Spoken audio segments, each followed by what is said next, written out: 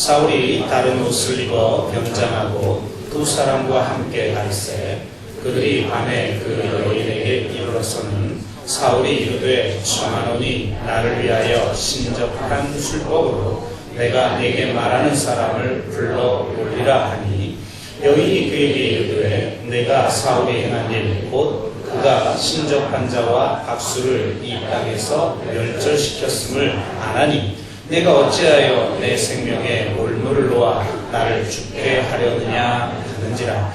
사울이 여호와의 이름으로 그에게 맹세하여 이르되 여호와께서 살아계심을 두고 맹세하노니 내가 이 일로는 벌을 당하지 아니하리라 하니 여인이 이르되 내가 누구를 내게로 불러 올리랴 하니 사울이 이르되 사무엘을 불러 올리라 하는지라. 여인이 사무엘을 보고 큰 소리로 외치며 사울에게 말하여 이르되 당신이 어찌하여 나를 속이셨나이까? 당신이 사울이시니이다. 왕이 그에게 이르되 두려워하지 말라. 내가 무엇을 보았느냐 하니 여인이 사울에게 이르되 내가 영이 땅에서 올라오는 것을 보았나이다 하는지라. 사울이 그에게 이르되 그의 모양이 어떠하냐 하니 그가 이르되 한 노인이 올라오는데 그가 겉옷을 입었나이다 하더라. 사울이 그가 사무엘인 줄 알고 그의 얼굴을 땅에 대고 절하니라. 아멘. 네. 요즘 전 세계 기독교에 가장 큰 영향력을 끼치고 있는 사람 중에 한 명이 뉴욕의 리디머 교회를 섬기는 팀 켈러 목사님이라고 합니다. 21세기 C.S. 루이스다라고 하는 평가를 받고 있는데요. 이분이 자기가 알고 있는 한 청년의 이야기를 합니다. 이 청년은 과거 매우 성적으로 문란했던 사람이었는데요. 여러 여성을 거느리는 것을 자랑하며 다녔다고 합니다. 그는 자신이 많은 여성을 지배하는 것을 통해 자신이 남자라는 것을 느꼈으며 그것이 그에게 정체성의 근원이 되었다고 합니다. 그럼 그가 대학교 3학년 때 캠퍼스 선교단체를 알게 되었고 예수님을 영접하게 됩니다. 그는 새로운 열정을 가지고 헌신했는데요. 그런데 이 팀 켈러의 말에 따르면 그에게는 무언가 이상한 점이 있었다고 합니다. 그는 함께 어울리기 즐거운 상대가 아니었습니다. 토론이라도 하게 되면 왜 자신이 옳고 상대가 틀린지를 반드시 증명하려 했고 상대가 자신을 인정해 주기를 바랬으며 그는 언제나 중요한 자리에 있기를 원했다고 합니다. 그런 그에 대해서 팀 켈러는 이렇게 평가를 합니다. 외면적으로 보면 이 청년이 예수님을 믿은 것은 분명하다. 그는 자신의 성적 불안함을 회개했다. 많은 성경 공부에 참여했고 예수님을 증거하기까지 했다. 하지만 이것은 그 사람의 참된 갈망의 외적 발현이 섹스에서 종교로 바뀌어 나타난 것에 불과했다. 그가 정말로 원했던 것, 즉 그의 근원적 우상은 다른 사람들을 지배하는 것이었다. 이것은 그리스도를 향한 회심이 아니다. 이전에 우상을 숭배하는 새로운 수단이다. 굉장히 놀라운 표현을 하고 있습니다. 심지어는 기독교인이 된 것조차 우상 숭배일 수가 있다는 거예요. 우리는 우상을 섬기는 종교를 가지고 살아가다가 기독교로 귀의하게 되면 우상 숭배 종교에서 참 믿음의 종교로 그렇게 바뀌었다라고 생각하기가 쉬운데 이 팀 켈러는 자기가 알고 있는 한 청년을 향해 그는 그리스도를 향해 회심하지 않았다. 원래 섬기던 우상 숭배의 외적인 표현만 달라졌을 뿐이다.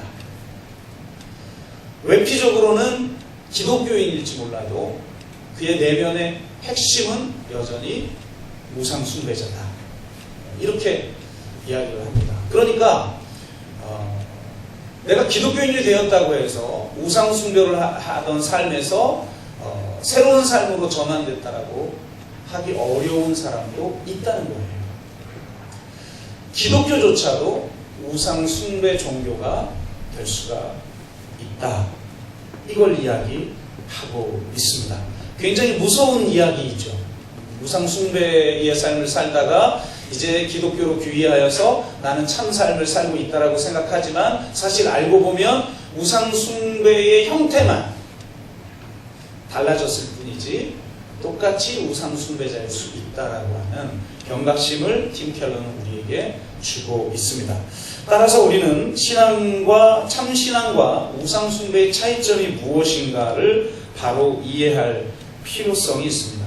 오늘 사무엘상 28장의 내용과 또 31장의 내용을 통해서 이것의 차이를 함께 살펴보고 진정한 신앙이 무엇인지를 다시 한번 바로 깨달아 진정한 신앙인으로 살아가는 저와 여러분 되시기를 주의 이름으로 축복합니다.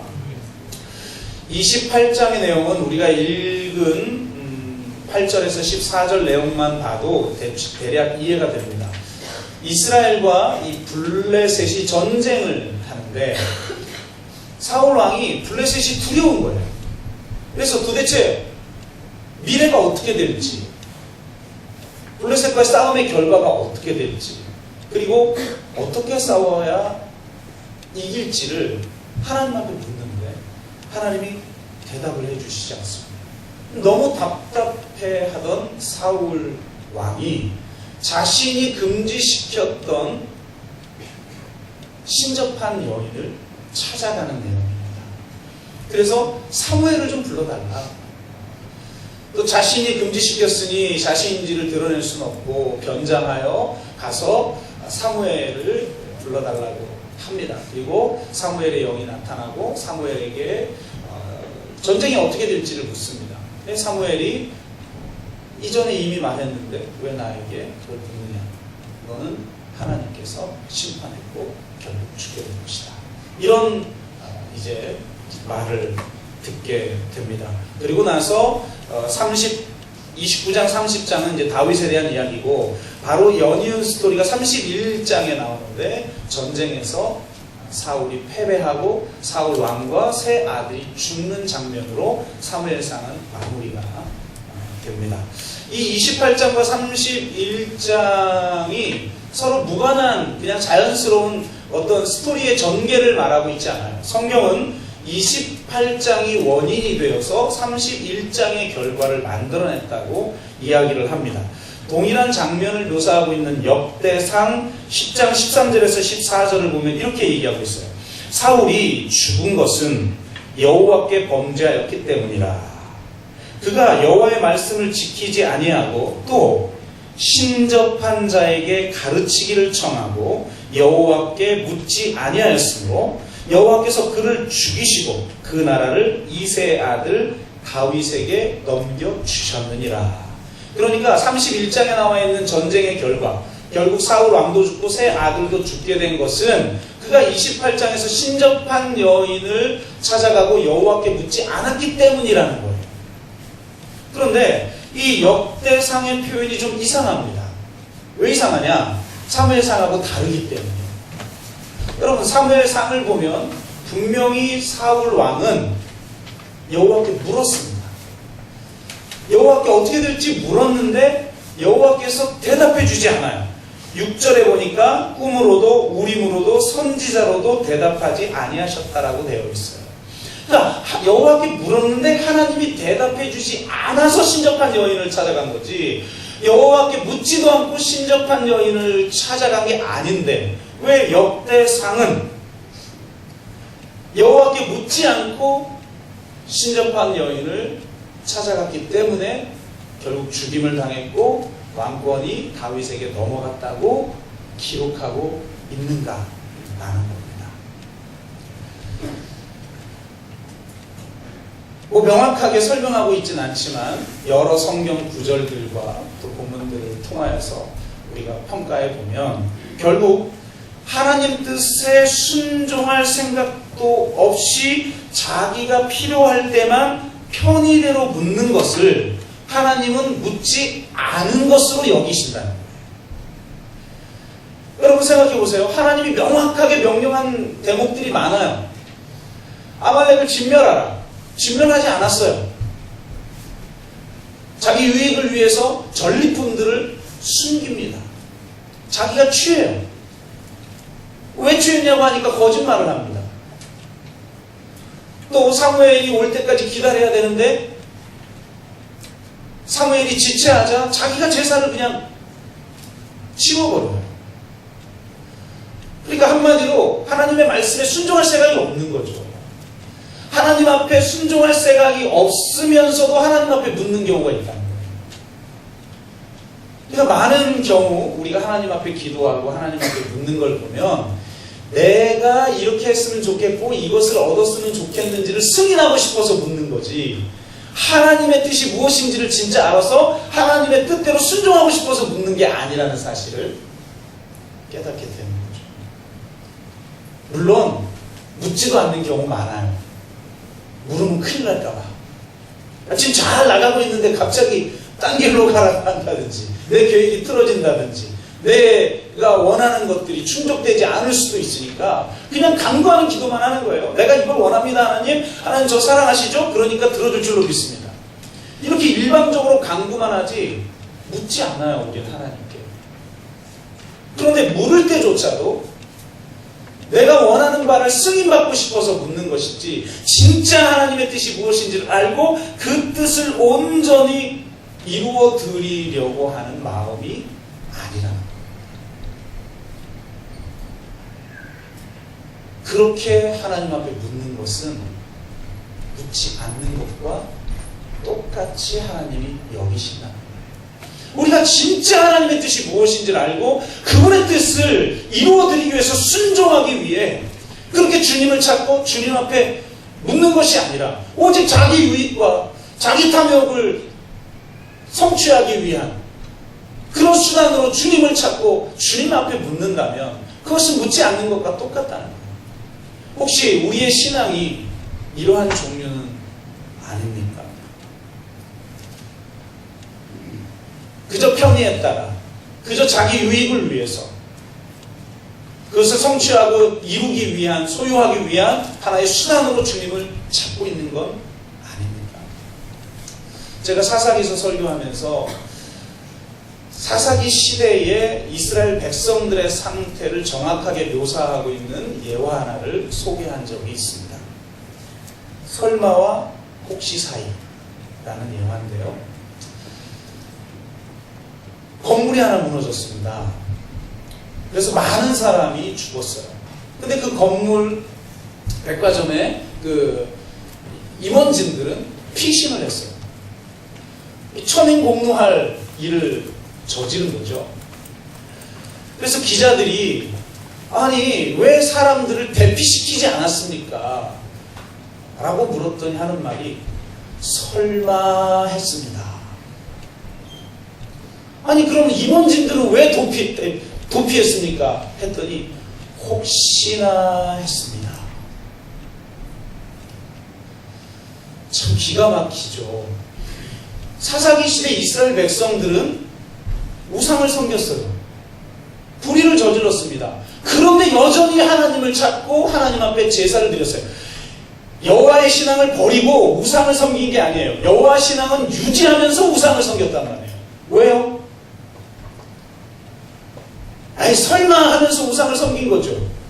근데 혹시나 해서 주님을 섬긴 거죠. 하나님을 섬긴 거죠. 설마 하나님이 나를 버리시거나 나를 벌하실까. 그러나 혹시 모르니까 교회는 다녀야겠고 주일은 지켜야겠고 혹시 나의 것을 가져가시거나 벌하시지 않으리라 해서 주님을 찾고 있는 경우가 있다는 거죠. 그런 사람들은 하나님의 뜻이 무엇이고 그 뜻을 이루어드린다는 것이 무엇인지를 알지 못하기 때문에 하나님 앞에 묻지만 결국은 자기 유익과 자기 탐욕을 추구하고 있는 것을 하나님 앞에 승인받고 싶은 수단으로 하나님을 찾고 있는 것밖에 되지 않는다는 겁니다. 그러한 물음은 묻지 않는 거하고 똑같다는 거죠. 그래서 묻지 않고 신접한 여인을 찾았기에 그가 죽임을 당하고 결국 왕위를 다윗에게 넘겨주게 되었다고 역대상은 평가를 하고 있는 것입니다. 오늘 본문에서 우리가 물어야 될 질문은 야 진짜 이 신접한 여인이 소위 말하는 그 영매 행위를 통해서 사무엘을 불렀었다 이거예요. 그럼 진짜 이게 사무엘의 영일까? 이걸로 엄청난 신학적 논쟁이 있습니다. 어떤 사람은 어디도 부정적으로 이야기하지 않고 이전에 사무엘이 예언했던 내용을 그대로 예언하고 있기 때문에 이건 사무엘이다 라고 말하는 사람이 있고, 어떤 사람들은 이 성경에서 명백하게 금지하고 있다. 이사야서 8장 19절에서 20절 백성이 자기 하나님께 구할 것이 아니냐? 산자를 위하여 죽은 자에게 구하겠느냐? 또 신접한 여인, 신접한 자나 박수를 찾지 말라라고 하나님이 명확하게 이야기를 했는데, 아니 신접한 여인이 불렀다고 해서 사무엘의 영이 거길 그 부름에 호출당해서 나왔다라는 건 전혀 이건 성경적이지 않다. 아마 속였을 것이다. 혹은 귀신의 장난일 것이다. 왜냐하면 사울 왕은 사무엘을 직접 보질 못해요. 계속 그 신접한 여인에게 묻죠. 모양이 어떠냐? 누구냐? 그러니까 겉옷을 입은 사람입니다. 사무엘이군요 하면서 엎드린다는 거죠. 그래서 아마도 이 신접한 여인의 장난일 것이다. 이렇게 이제 평가하는 신학자들이 대부분이죠. 저희도 그렇게 정리를 하고 있고, 그럼에도 불구하고 중요한 것은 이게 진짜 사무엘의 영이냐 아니냐가 아니라는 거예요. 여기서 우리가 던져야 될 질문은 이런 궁금점을 해소하는 게 아니라는 거죠. 도대체 그가 왜 영매를 찾아갔는가? 결국 미래를 알고 싶은 거죠. 왜 미래를 알고 싶습니까? 미래를 내가 통제하고 싶은 거예요. 왜 내 삶을 통제하고 싶습니까? 결국 내가 가진 것을 잃기 싫은 것이고, 내가 더 얻기 원하는 바를 얻고 싶은 거죠. 그래서 미래를 알고 싶어 합니다. 중요한 질문은 하나님과의 관계가 중요한가, 미래를 아는 게 중요한가라는 거예요. 사울은 이미 영적 파탄을 맞았기 때문에 영매자를 찾아간 것입니다. 하나님과의 관계가 깨어졌기 때문에 찾아갔다는 거죠. 만약 하나님의 관계가 온전하게 서 있다면, 심지어는 미래를 알지 못한다 할지라도 그분만을 신뢰하고 그분의 영광을 위해서 묵묵히 자신의 일에 최선을 다했을 거라는 거예요. 근데 그는 두려웠던 거예요. 자신의 왕위를 잃어버릴까봐, 전쟁에 패배할까봐. 그래서 미래를 아는 것이 더 중요하기에 신접한 여인을 찾아간다. 여러분, 미래를 아는 건 중요하지 않아요. 아니, 미래를 모르는 게 훨씬 낫습니다. 전도서는 3장 11절에 이렇게 말하죠. 하나님이 하시는 일의 시종을 사람으로 측량할 수 없게 하셨도다. 왜 그렇습니까? 그 시종을 측량할 수 없어야 하나님만을 의존할 수 있습니다. 그 시종을 측량할 수 없을 때 우리는 하나님만을 의존하며 하나님이 이끄시는 대로, 내 인생에 그분이 이끄시는 대로 한 걸음 한 걸음 나아갈 수 있기 때문이에요. 중요한 것은 내 삶을 통제하는 게 아니에요. 그분의 뜻을 이루어드리는 거죠. 그분의 뜻을 이루어드리기 위해서 그분과의 관계를 항상 유지하고 그 친밀한 관계를 회복하고 그분의 뜻을 이루어드리며 그분이 이끄시는 대로 그저 한 걸음 한 걸음 나아가는 것이 바로 신앙의 신비랍니다. 이번에 신년 부흥회 때 여러 목사님들이 오셔서 간증을 좀 많이 해주셨는데요. 제가 이번 신년 부흥회 이렇게 분들은 이제 평소에 제가 친분이 있고 또 공교롭게도 다 저보다 나이가 어린 후배 아우 목사들 이상하게 이번에 좀 이렇게 모셨는데 간증을 듣고 보니까 제가 이 독한 인간들만 좀 이렇게 모신 것 같아요 이번에. 간증 듣고 진짜 뭐 저러냐 막 이런 생각도 드셨죠. 다 대단한 간증들을 하고 가셨는데요. 이진호 목사님이 자신의 호를 일보라고 했다고 그러잖아요. 그저 한 걸음 주님의 인도에 따라 나아가는 삶을 살기 원한다. 그런 뜻이라는 거죠. 구은태 목사님이 간증을 하면서 마지막에 이렇게 마무리를 합니다. 대단한 분이죠. 진짜 엄청난 걸 체험했고 부흥도 경험했고 하루 12시간씩 막 기도하고 이랬던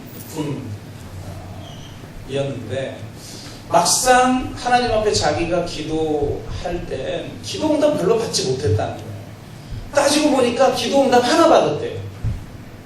뭐였죠? 예쁜 여자를 아내로 얻고 싶다고 기도했는데 그거 성취됐대요. 하여튼 남자들은 한데. 그런데 그렇게 많이 내가 원하는 걸 하나님 앞에 구했건만 실질적으로 별로 기도 응답을 받지 못했는데 그런데 항상 하나님이 옳았다는 거예요.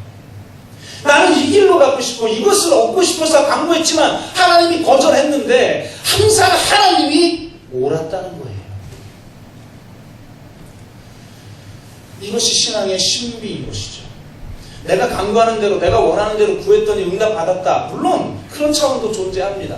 그렇지만 더 신앙의 본질을 드러내는 것은 시종을 알 수 없는 거예요.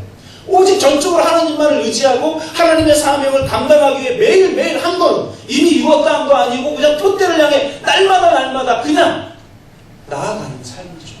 그렇게 한 걸음 나아가면 하나님이 내가 예상하고 내가 기대하고 내가 계획했던 것과 전혀 다른 그런 예상치 못한 축복을 우리 삶에 주시는 이것을 맛보도록 하나님은 우리를 부르셨다는 거예요. 그래서 예레미야 33장 3절을 보면 너는 내게 부르짖으라 내가 내게 응답하겠고 분명히 부르짖으면 응답한다고 했어요. 그러면 내가 부르짖었던 걸 응답해야죠. 놀라운 건 내가 부르짖은 걸 응답해 주는 것이 아니라 뭐라고 말합니까? 네가 알지 못하는 크고 은밀한 일을 보이리라. 나는 부르짖어 기도했는데 하나님은 크고 은밀한 일로 응답을 한다는 거예요. 내 기대와 내 계획을 넘어서는 하나님의 역사하심을 우리에게 주심으로 말미암아 당신께 영광을 돌리고 당신의 뜻을 이루어드리는 삶으로 우리를 부르신다는 거예요. 이 부르심에 대한 순종이 바로 신앙인 것입니다. 오늘 설교 제목처럼 신앙과 미신의 차이, 신앙과 우상 숭배의 차이를 28장은 명확하게 보여주고 있습니다. 사울왕은 하나님 앞에 물었지만 결국 자기를 위하여 묻습니다. 7절, 8절에 결국 자기를 위하여 하나님 앞에 묻고 자기를 위하여 신접한 여인을 찾아갔다는 것을 우리는 알 수가 있죠. 우상 숭배의 본질이 뭐냐? 자기를 위하여. 우상 숭배에 대해서 경고하는 모든 구절은 이렇게 되어 있어요. 자기를 위하여 새긴 우상을 만들지 말라. 결국 자기를 위한 거예요. 자기가 우상인 거예요. 자기의 탐욕을 성취하고 자기의 기대를 이루고 자기에게 유익을 주기 위해서 신을 찾으면 아무리 내가 찾는 대상이 옳다 할지라도 결국 그것이 우상 숭배라고 성경은 말합니다. 탐심이 곧 우상 숭배입니다. 결국 내가 높여지고 내 유익을 구하고 나의 탐욕을 성취하기 위해서 꼭 신을 찾고 있는 것은 아닙니까? 그것은 우상 숭배입니다. 그것은 점치는 거나 하든 다를 바가 없어요. 어떻게 하나님을 만났고 하나님 앞에 기름을 부음 받은 자가 자기가 금지시켰던 신접한 여인을 찾아갈 수 있을까? 어떻게 점치는 행동과 하나님을 믿는 행위를 동시에 할 수 있을까? 있다는 거예요. 왜? 본질은 똑같으니까. 그래서 우상을 섬기는 사람은 결국 자기 탐욕을 위해, 자기 유익을 위해 살아가기 때문에 그 사람들에게 하나님의 나라를 찾는다든지 하나님의 나라와 그의 의를 구한다든지 하나님의 뜻을 이룬다든지 그런 것이 있을 수가 없어요.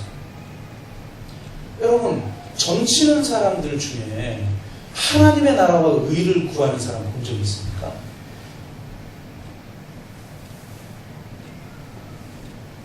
무당 앞에 찾아가서 저기 하나님의 나라와 의를 구하기를 원합니다. 어떻게 해야 될까요? 그런 사람 존재하지 않죠. 제가 전적으로 내 모든 걸 내려놓고 희생하는 삶을 살기 원합니다. 내가 온전히 원수까지라도 사랑하는 삶을 살기 원합니다. 무당이죠. 어찌하길 원합니까? 라고 묻는 사람 본 적이 있습니까?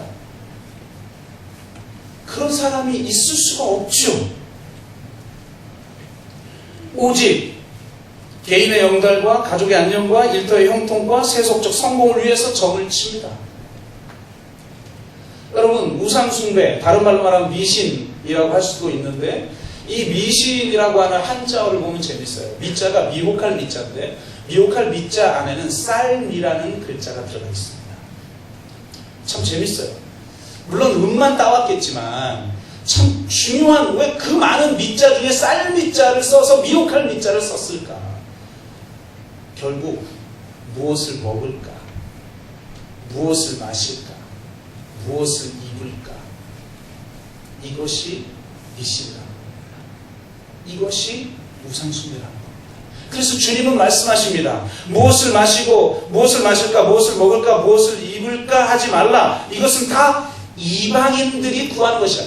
하나님을 알지 못하는 자들이 구하는 것이라. 결국 자신의 탐욕과 자기 숭배라는 이 우상 숭배를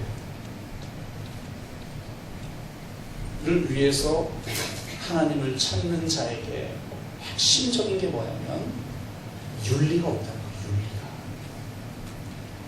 윤리가. 우상 숭배 종교, 자연 종교에는 윤리가 없어요. 내가 어떻게 살아야 하는지, 어떤 희생적 삶을 통해서 어떤 진리를 성취하며 살아가야 하는지, 하나님 나라가 어떤 공동체를 이루길 원하고, 하나님께서 어떤 공동체를 이루길 원하시고, 하나님 자신의 통치를 통해서 이 세상이 어떤 세상으로 변화되어야 되는지에 대한 그런 비전이라는 게 존재하지 않아요. 그러니까 당연히 하나님 나라의 의를 구하는 점치는 사람 없고, 그러니 내가 나를 희생하여서 위대한 일을 이루기 위해서 무엇을 해야 되는지 묻는 점치는 사람은 존재하지 않는 거죠. 그런 의미에서 이 번영신학은 진정한 기독교라기보다 기독교를 빙자한 자연종교라고 할 수가 있습니다. 긍정의 힘, 적극적 사고방식, 말의 힘, 믿음의 힘만을 중요하게 여깁니다. 모든 것이 자신의 생각과 말과 믿음의 결과라고 주장합니다. 한마디로 요즘 유행하는 용어죠. 간절히 바라면 온 우주가 도와준다. 이게 뉴에이지의 핵심 문장이잖아요. 제가 왕년에 동양철학을 좀 했습니다. 문명의 전환을 고민하면서 대학교 때 동양철학을 좀 공부했는데요. 제가 이번 주에 우연히 뭐 다른 걸 좀 찾다가 제가 대학교 4학년 때 썼던 글이 담긴 두 권의 책을 발견을 했어요. 완전히 잊고 있었는데, 하나는 제가 본회퍼에 대해서 졸업 논문을 썼는데 그 글을 신학과 학생의 잡지에 기고를 했는데 그 글이 담긴 책 한 권하고, 또 하나는 동양적 패러다임으로의 전의를 위하여. 뭔 말인지 하여튼 말부터가 벌써 어렵죠. 그래서 이 문명의 전환을 위해서 우리가 어떤 패러다임의 전환을 가져야 할 것인가에 대해서 동양학적으로 쓴 글이 담겨진 책을, 이 자료집을 제가 발견해서 새삼 그저께인가요? 하여튼 이렇게 한번 좀 펼쳐서 읽어봤어요. 참 내가 이런 시절도 있었구나라는 생각이 드는데요.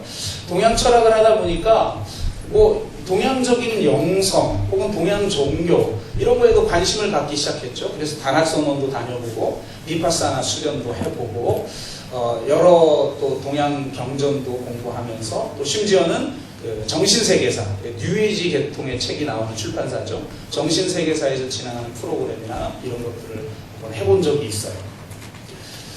근데 경험해 보니까 너무 명확한 한계가 보이는 거예요. 아, 이거 아니구나, 이건 진짜가 아니구나. 그래서 다시 기독교로 돌아와서 이 기독교의 영성이 무엇인가를 섭렵하면서 읽었던 책 중에 하나가 거의 첫 번째로 읽었던 책이었던 것 같은데요. 조용기 목사님이 쓰신 4차원의 영성이라는 책. 아, 이거 정말 대단한 책입니다. 한번 읽어보면 이게 믿음으로 응답되는 세계가 어떤 건지 정말 너무 명확하게 기록하고 있는데요. 제가 그 책을 읽고 깜짝 놀랐어요. 제가 그 뉴에이지 계통의 책은 웬만하면 다 섭렵을 하고 동양 뭐 종교라든지 동양 영성이라든지 이런 프로그램들을 하고 왔다고 했잖아요. 그리고 이거의 한계가 명확하구나를 보고 왔는데 조용기 목사님이 쓰신 4차원의 영성을 딱 읽는데 하나님 자와 예수님 자와 성령님 자 딱 빼면 글자 하나 안 틀리고 똑같아요. 제가 읽었던 책들. 너무 놀란 거죠, 제가. 이게 뭐지? 오직 다른 건 거기에 하나님 자, 예수님 자, 성령님 자가 들어있는 것 빼고 나머지 내용은 똑같은 거예요. 물론 내용이 똑같다고 그럼 기독교가 다 잘못됐느냐, 혹은 기독교의 특정한 어떤 영성이 잘못됐느냐, 그걸 말하는 게 아니죠. 지금 뭘 말하는 거예요? 바로 그 자연 종교, 우상숭배적 종교가 가지고 있는 치명적 약점과 똑같은 약점을 드러내고 있다는 거예요. 그러한 이 번영신학이. 핵심적인 게 뭡니까? 윤리가 없다는 겁니다. 진짜 우리가 어떻게 살아야 하고, 진짜 어떤 공동체가 세워져야 돼요. 하나님의 공평과 정의가, 생명과 평화가 이루어지는 공동체, 이루어지는 세상은 어때야 되는지에 대한, 그리고 그것을 이루기 위해서 내가 어떤 삶을 살아야 할지에 대한 근본적인 윤리가 없는 거죠.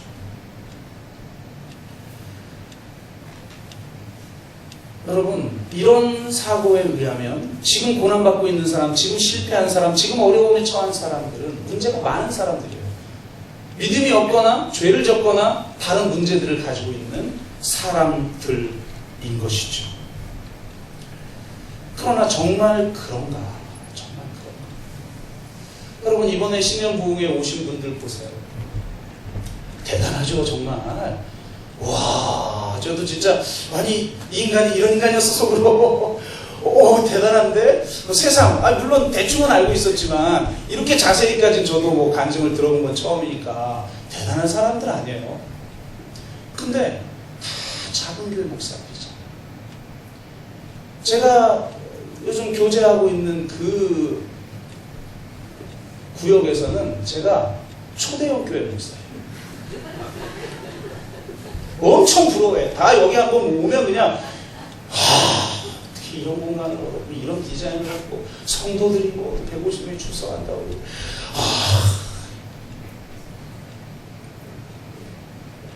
근데 보세요. 그 작은 교회를 하고 있는 분들 보니까 실패했습니까? 그리고 능력이 없어서 그러고 있습니까? 그렇지 않잖아요. 제가 볼 땐 초대형 교회 담임 목사님들보다 나오면 나올지 부족하지 않아요. 그리고 실제로 대형 교회에서 초빙을 하는 사람들이에요, 다. 그 구은태 목사님 1주 전에도 대형 교회에서 초빙을 했는데 거절하고 그 작은 교회 통장하고 있어요. 왜? 그걸 본질이라고 믿고 있기 때문에. 그것이 이 시대에 원하시는 하나님의 교회를 세우는 길이고 이 시대에 나를 향한 하나님의 부르심에 순종하는 것이기 때문에 그 길 가는 거예요. 그런데 이런 번영신학이라든지 이런 긍정의 힘, 적극적 사고방식의 그런 사고방식으로 보면 이 사람들은 문제가 많은 사람이고 능력이 없는 사람들이고 믿음이 없는 사람들이 돼버리는 거죠. 번영신학자들이 보기에는 어쩌면 예수님이야말로 최고의 실패자죠. 왜? 많은 사람들이 원하는 바를 이루어주지 못했어요. 이스라엘을 해방시키지 못했어요. 결국은 패배하고 그 로마의 십자가에 달려 죽으셨어요. 그래서 그를 따랐던 제자들도 다 실망하여서 자기 고향으로 돌아가 생존을 위해서 살아가잖아요. 그런데 과연 십자가는 실패입니까?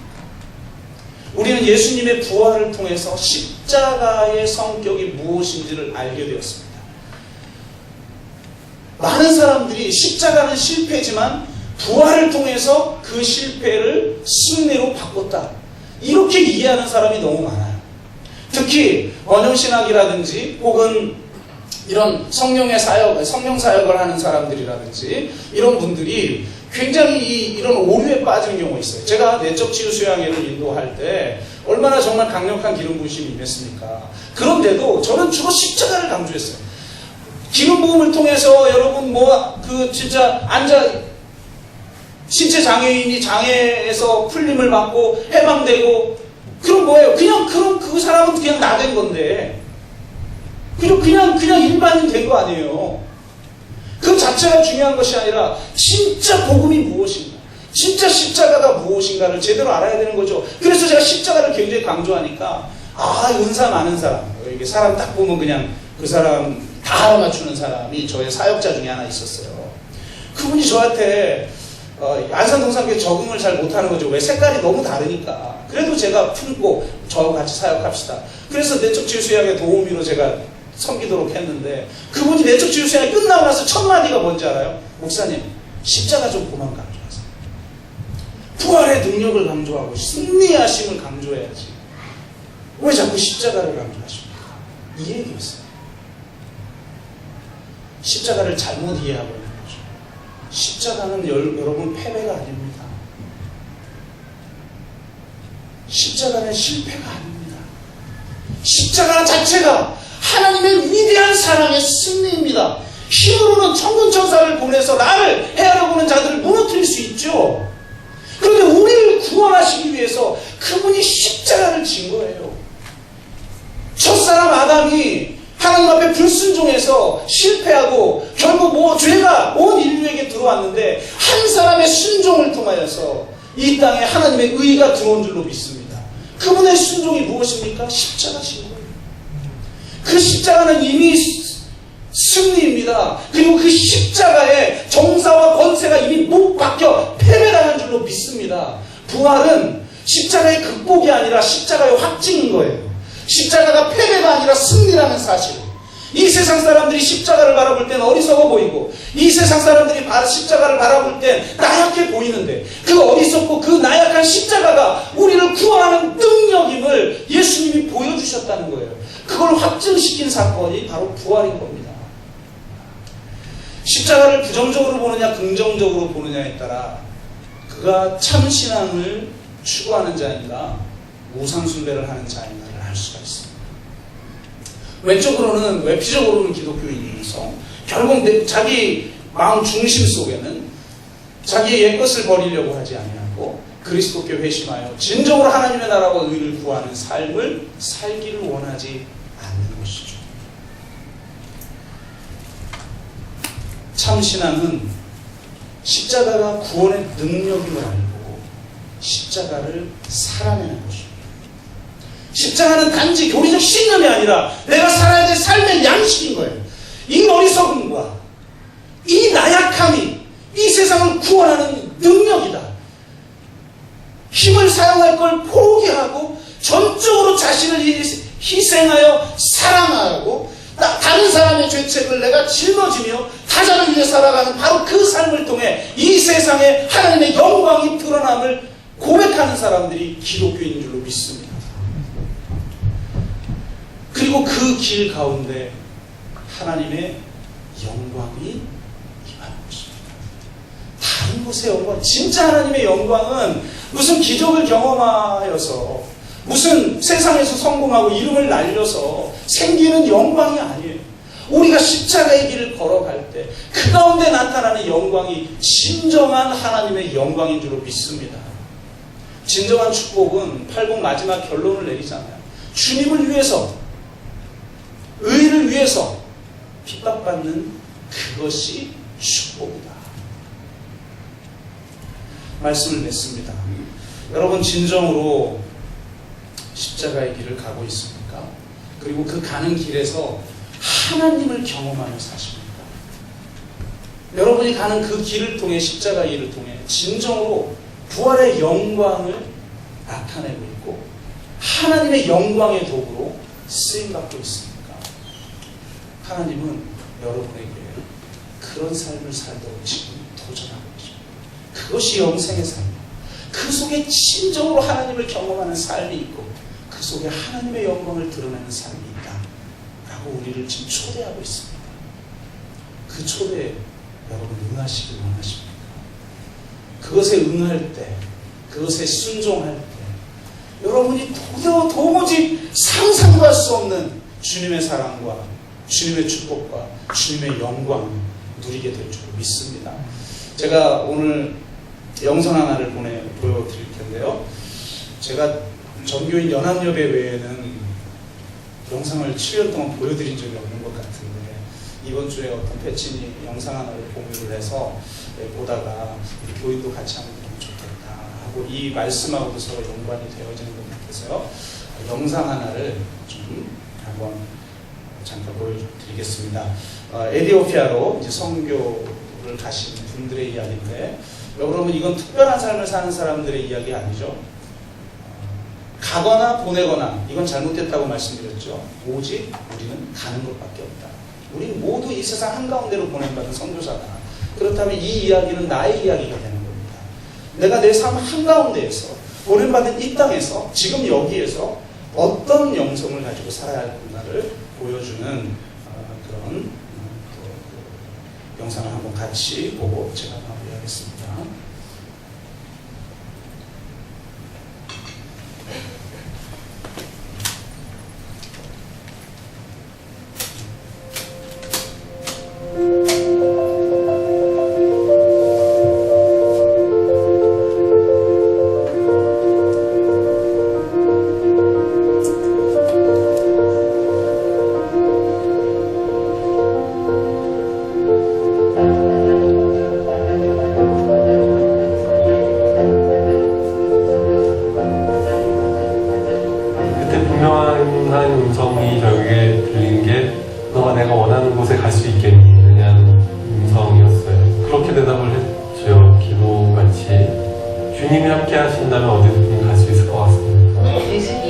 저희 마음에 확신을 주셨고 그리고 저희 남편 마음에 확신을 주셨고 그 결정이 너무 기뻤기 때문에 어느 길로 가든 돌아가는 것 같아도 거꾸로 가는 것 같아도 예수님만 따라가면 하나님께로 가는 그 길이니까 네.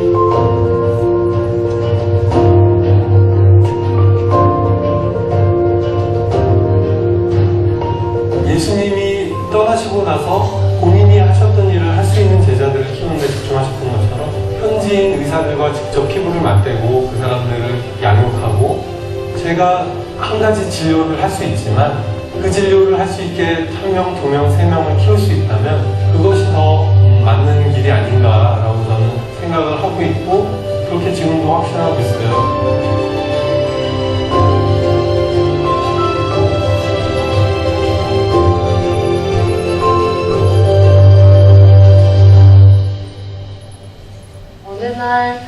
몸이 좀 불편한 것을 발견을 했고 괜찮겠지 하다가 통증이 이제 발의 통증이 너무 심해져서 병원 가서 좀 치료를 받아야겠다고 한국을 갔는데 병원 가서 파킨슨이라는 걸 알게 됐죠. 앞으로 나는 어떻게 될까? 그리고 저희가 아이도 셋이나 있고 하다 보니까 가장으로 어떻게 되나? 실질적인 고민들이 사실은 많이 됐죠. 근데 너무 그 생각하는 것 자체가 괴로운 거예요.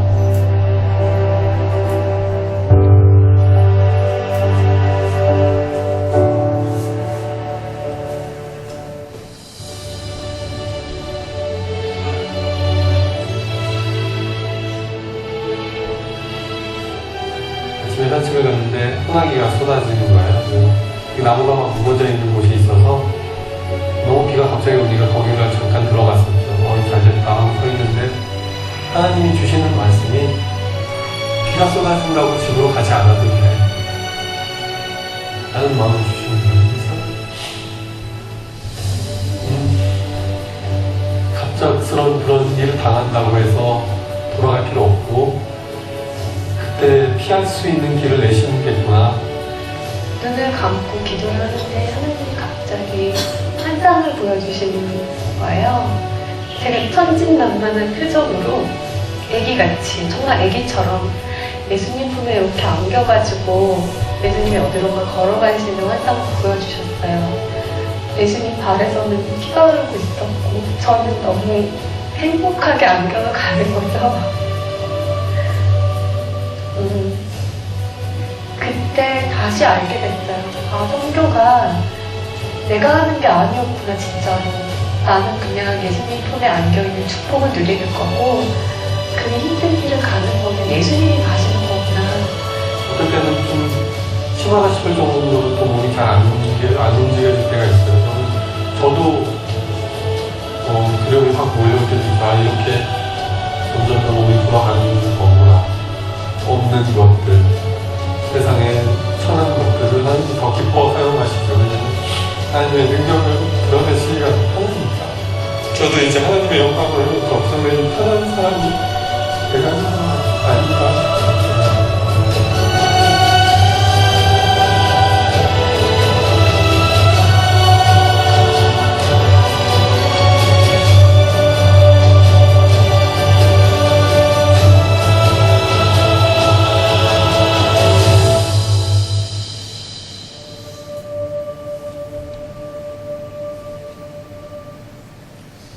네, 우리 한번 같이 기도합시다.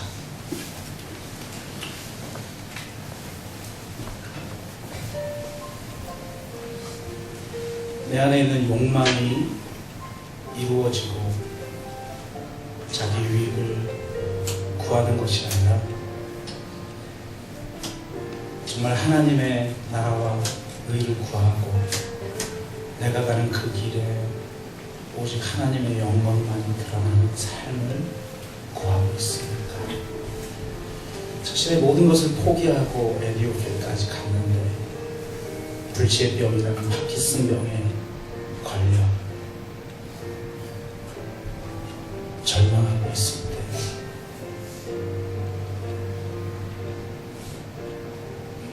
성경은 내가 하는 것이 아니라 주님이 하는 것이다. 없는 것들과 세상의 천한 것들을 하나님이 사용하기를 기뻐하신다는 사실.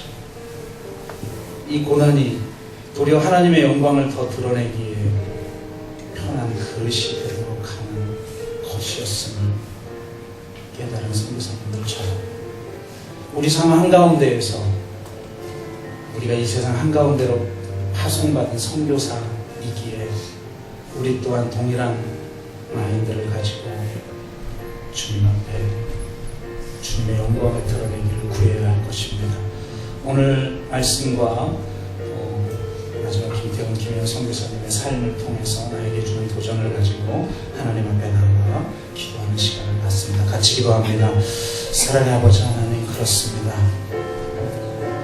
사람들은 십자가를 어리석다고 하고 사람들은 십자가가 너무나 약한 길이라고 생각하여 그 길을 가지 않고 넓은 문, 넓은 길로 갑니다. 자기 유익을 구하는 길로 가며 자기의 욕망이 성취되는 길을 갑니다. 하나님조차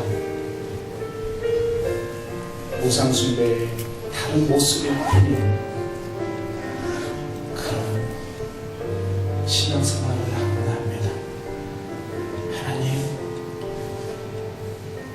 주님의 은혜 때문에, 주님의 사랑 때문에, 십자가의 그 능력 때문에, 하나님 말씀의 그 진리의 자유케 하심 때문에 하나님, 내 모든 걸 포기하고 에디오피아까지 가진 선교사 같이 되기를 원합니다. 그랬으면 수많은 열매들을 맺고 수많은 성공을 경험해야 하는데 도리어 주님 파킨슨 병이 걸려 절망할 수밖에 없는 처지에 있을 때조차 하나님이 쓰시기에 편한 그릇, 하나님의 영광만이 드러나는 그런 그릇으로 자신이 사용되어지고 있음을 고백하는 자, 저 선교사님들처럼 우리 또한 그러한 신앙으로 세상 한가운데에서 십자가의 능력으로 승리하며 살아가게 하여 주시옵소서. 이 이 교회가 그 길을 걸어갈 때 오직 하나님의 영광만이 드러나게 하여 주시옵소서.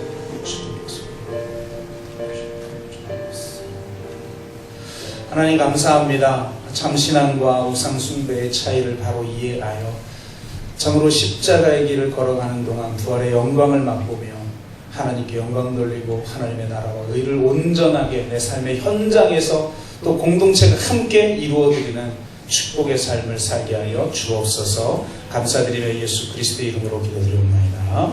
아멘.